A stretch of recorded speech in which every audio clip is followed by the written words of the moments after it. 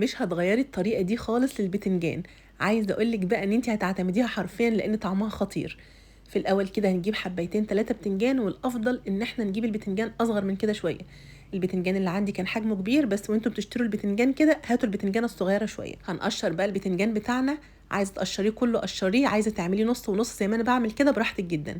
هنقسم بقى البتنجان لشرايح ما تكونش تخينة قوي، وبعدين بقى هناخد كل شريحة من دول نقسمها على 4 أو 5 صوابع.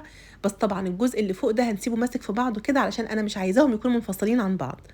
وطبعا ما تخلوش حجم القطعه وانتوا بتقطعوها تخينه قوي، خلوها متوسطه كده. هنخلص بقى كل الكميه بتاعتنا بنفس الطريقه كده، وهنجيب اي وعاء ونحط فيه شويه ميه، ونحط عليهم معلقه ملح كبيره. هننقع بقى البتنجان بتاعنا في الميه وملح بالظبط كده نص ساعه. حطي عليه اي حاجه تقيله وسيبيه بالظبط نص ساعه. هنشيله بقى على جنب كده شويه.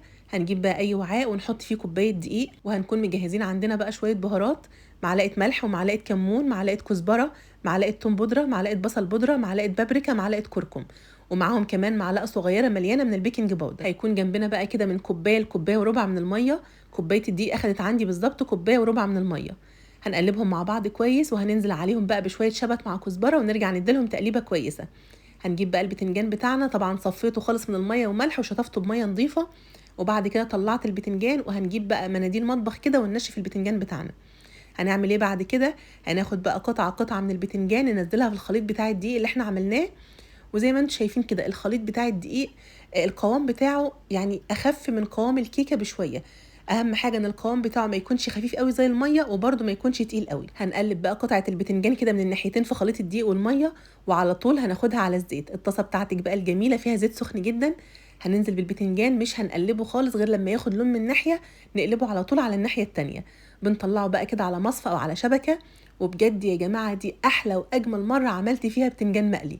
بجد طعمه خطير، والطبقه اللي بره دي مقرمشه، فعلا فعلا حلو جدا. انا متاكده ان انتوا لو عملتوه بالطريقه دي مش هتغيروها تاني ابدا، لان بجد دي احلى واجمل مره عملت فيها بتنجان مقلي. بيفضل مقرمش كده، لو عملتيه من الصبح لحد اخر اليوم بيفضل مقرمش. والطعم بتاعه خطير كده ومتبل، وفعلا فعلا طعمه حلو جدا. اعملي بقى جنبه كده شويه فول وشويه طعميه وشويه جبنه كده وشويه جرجير. مش هتعرفي توقفي اكل حرفيا. جربوه بالطريقه دي ومتاكده هيعجبكم وهيعجب كل البيت. وكده خلاص خلصنا، والفيديو بتاعنا خلص. يا رب يكون عجبكم، واشوفكم على خير بقى في الفيديو اللي جاي. مع السلامه.